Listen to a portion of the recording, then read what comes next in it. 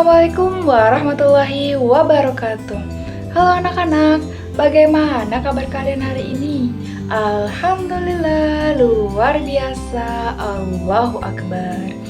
Baik, sebelum belajar kita baca doa terlebih dahulu yuk. Baca doa dimulai.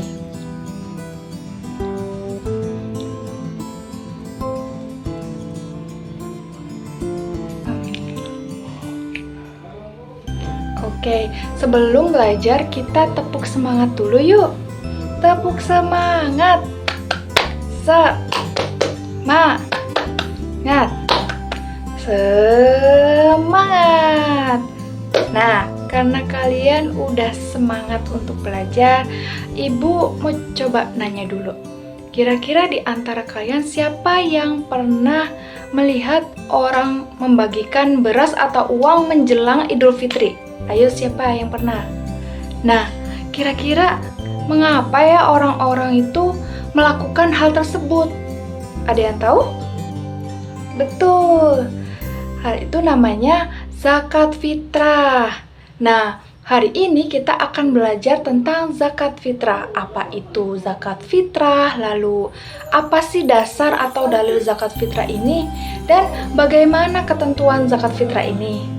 Nah, kita akan mengetahuinya di pembelajaran kali ini. Jadi simak baik-baik ya. Baik teman-teman, mari kita lihat foto ini. Kira-kira apa saja yang kalian lihat? Lalu, apa sih yang sedang terjadi dalam foto tersebut? Ayo kita tebak-tebakan.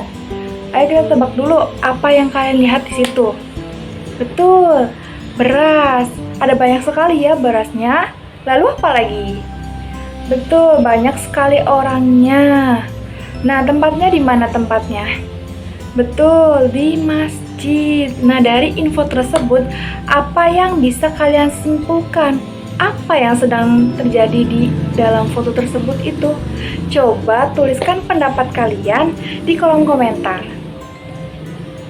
Oke anak-anak, untuk lebih jelasnya, mari kita simak baik-baik video demonstrasi ini ya. Oke, setelah kalian lihat foto dan video demonstrasi tadi, apa yang kalian tahu tentang zakat fitrah? Jadi, zakat fitrah itu apa sih? Betul, zakat fitrah itu zakat yang dikeluarkan oleh muslim di bulan Ramadan sebelum Idul Fitri. Untuk pengertian zakat fitrah secara bahasa, zakat fitrah itu berasal dari bahasa Arab, yaitu zakat yang artinya membersihkan atau menyucikan, dan fitrah yang artinya kejadian atau fisik. Jadi secara bahasa, zakat fitrah itu berarti membersihkan diri atau jasmani. Sedangkan secara istilah, zakat fitrah adalah memberikan sebagian harta berupa makanan pokok kepada orang yang berhak menerimanya, sesuai dengan syarat-syarat yang telah ditetapkan syariat. Nah, zakat fitrah ini juga disebut zakat jiwa karena bertujuan membersihkan jiwa setelah menunaikan ibadah puasa Ramadan. Untuk dasar atau dalil zakat fitrah ada di Al-Quran surat Al-Baqarah ayat 277 yang artinya, sungguh orang-orang yang beriman mengerjakan kebajikan, melaksanakan sholat, dan menunaikan zakat, mereka mendapat pahala di sisi Tuhannya. Tidak ada rasa takut pada mereka dan mereka tidak bersedih hati. Nah, makna dari ayat ini adalah zakat fitrah merupakan kewajiban bagi orang beriman sebagai wujud keimanan dan bentuk kepedulian sosial. Oke, selanjutnya adalah ketentuan zakat fitrah. Ketentuan zakat fitrah itu penting untuk dipahami karena zakat fitrah merupakan salah satu perintah Allah Subhanahu wa Ta'ala dan termasuk rukun Islam yang ketiga.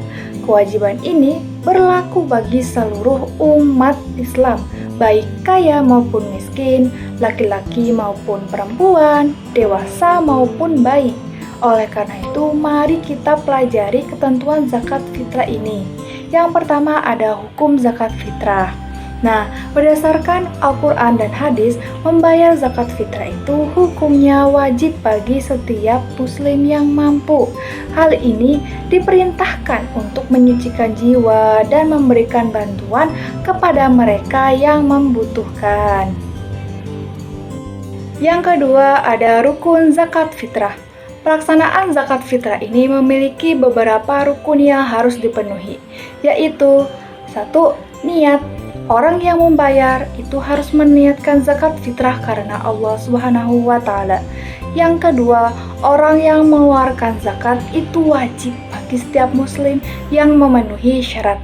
Yang ketiga, orang yang menerima zakat itu harus mereka yang berhak menerima zakat sesuai dengan syariat. Yang keempat, barang atau makanan pokok yang dizakatkan itu bisa berupa beras atau makanan pokok lain sesuai dengan daerah. Lalu selanjutnya di ketentuan itu ada syarat wajib zakat fitrah. Nah, seseorang diwajibkan membayar zakat fitrah apabila memenuhi syarat-syarat berikut. Yang pertama ada tercapainya akhir bulan Ramadan. Jadi, tepatnya menjelang matahari terbenam di hari terakhir Ramadan. Yang kedua, memiliki makanan pokok lebih dari kebutuhan. Jadi, baik untuk diri sendiri, keluarga, maupun orang yang menjadi tanggungan. Lalu yang ketiga, mampu membayar zakat untuk dirinya sendiri, keluarga, dan orang yang dinafkahinya. Selanjutnya di ketentuan ada ukuran dan takaran zakat fitrah. Takaran zakat fitrah itu harus mengikuti ketentuan syariat. Rasulullah SAW bersabda bahwa zakat fitrah diwajibkan 1 syak atau sekitar 2,5 sampai 3 kg tergantung ukuran lokal dari makanan pokok bagi setiap individu muslim baik laki-laki maupun perempuan, dewasa maupun anak. Hadis riwayat Al-Bukhari dan Muslim. Selanjutnya di ketentuan ada waktu pembayaran zakat fitrah. Zakat fitrah ini dapat dibayarkan dalam berbagai waktu di bulan Ramadan, tetapi ada ketentuan hukum terkait sah atau tidaknya pembayaran. Yang pertama untuk waktu wajib. Waktu wajibnya itu mulai terbenamnya matahari pada akhir bulan Ramadan sampai menjelang sholat Idul Fitri. Jadi pembayaran pada waktu ini wajib dilakukan agar zakat itu diterima secara sah. Lalu yang kedua ada waktu haram. Nah, waktu haramnya itu setelah terbenamnya matahari pada hari raya Idul Fitri. Zakat yang dibayarkan pada waktu ini tidak sah sebagai zakat fitrah. Nah, yang ketiga ada waktu sunnah. Jadi waktu sunnahnya itu setelah sholat subuh tanggal 1 Syawal sebelum sholat Idul Fitri. Lalu yang keempat ada waktu boleh atau mubah. Jadi waktu bolehnya itu sejak awal Ramadan sampai akhir bulan Ramadan. Lalu yang kelima ada waktu makruh. Nah, setelah sholat Idul Fitri tetapi sebelum terbenamnya matahari pada tanggal 1 Syawal. Selanjutnya di ketentuan ada orang yang berhak menerima zakat fitrah ini. Yang pertama ada fakir. Fakir itu adalah orang yang tidak memiliki pekerjaan dan masih kekurangan dalam memenuhi kebutuhan pokoknya. Yang kedua ada orang miskin, yaitu orang yang memiliki harta tetapi hanya cukup untuk memenuhi kebutuhan hidupnya. Yang ketiga ada amil, adalah orang yang mengelola pengumpulan dan pembagian zakat. Lalu yang keempat ada mu'alaf, yaitu orang yang masih lemah imannya karena baru mengenal dan menyatakan masuk Islam. Lalu yang kelima ada rikob atau budak mukatab, yaitu budak sahaya yang memiliki kesempatan untuk merdeka tetapi tidak punya harta benda untuk menebusnya. Lalu yang keenam ada gorim, yaitu orang yang memiliki utang banyak sedangkan dia itu tidak bisa melunasinya. Lalu yang ketujuh ada fisabilillah, yaitu orang-orang yang berjuang di jalan Allah sedangkan dalam perjuangannya tidak mendapat gaji dari siapapun. Lalu yang kedelapan ada ibnu sabil, yaitu orang yang kehabisan bekal dalam perjalanan sehingga sangat membutuhkan bantuan. Selanjutnya di ketentuan ada orang-orang yang tidak boleh menerima zakat fitrah. Yang pertama ada orang kaya. Mereka ini yang sudah memiliki harta cukup, penghasilan tetap, dan bisa memenuhi kebutuhan hidup sehari-hari. Yang kedua adalah keluarga Rasulullah SAW. Keluarga Nabi Muhammad itu tidak boleh menerima zakat fitrah kecuali untuk keperluan khusus yang diizinkan syariat. Yang ketiga ada orang yang tidak beragama Islam. Jadi zakat fitrah itu hanya diperuntukkan bagi umat Islam, bukan non-muslim. Yang keempat ada orang yang menjadi tanggungan orang lain, misalnya anak-anak atau anggota keluarga yang sudah dibiayai penuh oleh orang tua atau wali. Lalu yang kelima ada orang yang mampu secara ekonomi, jadi mereka yang kuat secara finansial dan tidak membutuhkan bantuan dari zakat fitrah ini. Nah, setelah kita berdiskusi dan belajar hari ini tentang zakat fitrah, Ibu mau kasih tugas, yaitu tugasnya adalah tanyakan pada orang tua kalian bagaimana menunaikan zakat fitrah tahun lalu. Dan apa sih hikmahnya untuk kalian? Kerjakan ya tugasnya. Baik anak-anak, kita sudah sampai di penghujung pembelajaran. Hari ini kita belajar apa sih? Betul, tentang zakat fitrah. Kita sudah belajar banyak tentang zakat fitrah ini, jadi kita tahu bahwa zakat fitrah itu adalah kewajiban bagi setiap muslim sebelum sholat Idul Fitri untuk menyucikan diri dan membantu orang yang membutuhkan.